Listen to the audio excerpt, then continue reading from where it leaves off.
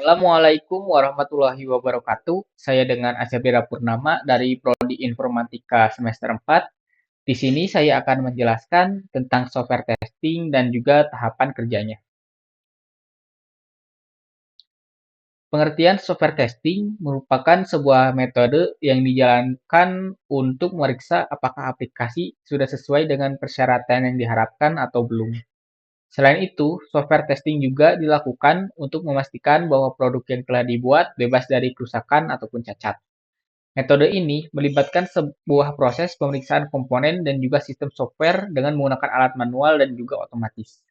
Tujuan dari software testing sendiri adalah supaya bisa mengidentifikasi kesalahan dan juga fitur yang tidak sesuai dengan standar yang sudah ditentukan.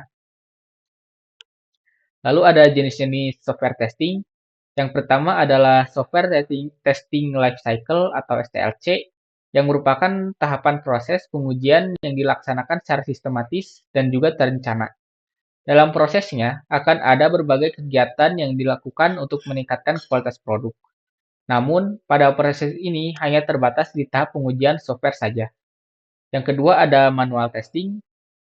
Sesuai dengan namanya, manual testing adalah proses pengujian software yang dilakukan dengan manual untuk mempelajari apakah fitur dalam sebuah aplikasi berfungsi dengan baik atau tidak. Proses ini biasanya mencakup verifikasi sebuah fitur yang tertera dalam dokumen persyaratan. Yang ketiga ada automation testing. Jenis software testing berikutnya adalah automation testing. Jenis ini sendiri mencakup metode pengujian menggunakan alat otomatis guna menemukan cacat yang tidak terlihat dalam aplikasi. Pada proses pengujiannya, perlu menjalankan skrip untuk menemukan kesalahan sistem.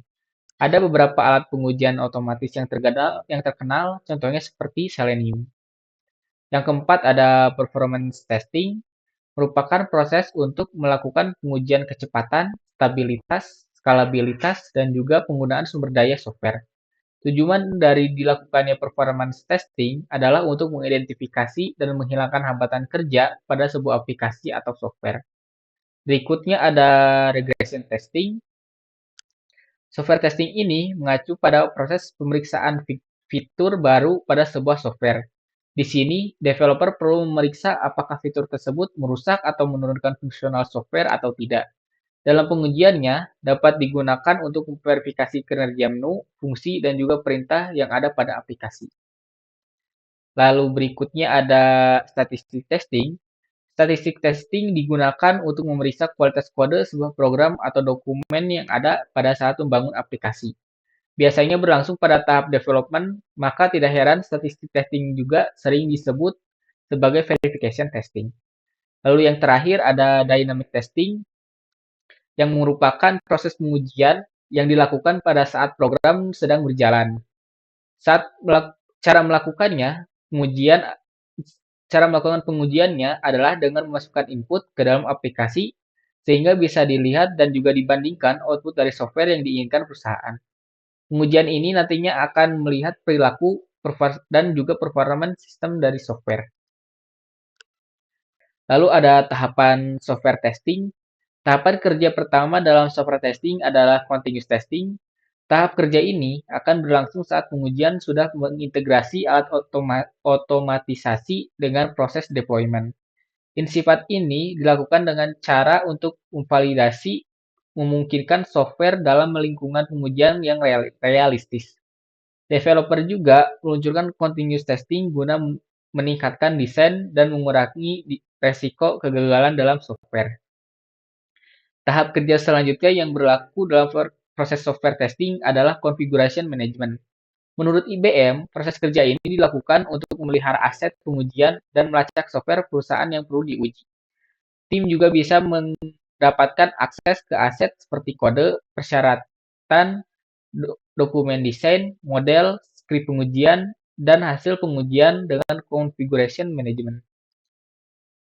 Yang ketiga ada defect atau bug tracking. Proses ini mengacu pada tahap pengujian aplikasi guna menemukan bug atau kecacatan dalam sistem. Pemantauan ini sifatnya penting bagi tim pengujian dan development untuk mengukur dan meningkatkan kualitas aplikasi. Untuk proses kerjanya, developer dan tester bisa menggunakan alat otomatis untuk melacak cacat, mengukur cakupan dan dampaknya, serta mengungkap masalah terkait. Lalu yang terakhir ada matrix dan reporting. Tahap kerja ini memungkinkan anggota tim untuk berbagi status, tujuan, dan hasil pengujian. Ia juga dilakukan dengan cara untuk mengklarifikasi pada stakeholder bahwa software sudah siap diluncurkan. Lalu ada manfaat software testing. Tidak bisa dipungkiri bahwa software testing merupakan salah satu proses yang memiliki manfaat cukup besar, terutama bagi perusahaan dalam melakukan pengujian software. Karena software testing adalah sebuah hal yang perlu dilakukan setiap kali perusahaan akan meluncurkan sebuah software ataupun aplikasi. Selain untuk memastikan kualitas juga memiliki berbagai manfaat lain yang bisa menguntungkan bagi perusahaan. Adapun untuk beberapa manfaatnya yaitu sebagai berikut. Yang pertama adalah meningkatkan kualitas produk. Yang kedua, meningkatkan keamanan dalam software, menemukan kompatibilitas software dengan berbagai perangkat dan platform, dan juga memastikan fitur dalam software sudah sesuai dengan kebutuhan pelanggan. Berikut adalah penjelasan saya tentang software testing dan juga cara kerjanya dan tahapan kerjanya. Wassalamualaikum warahmatullahi wabarakatuh.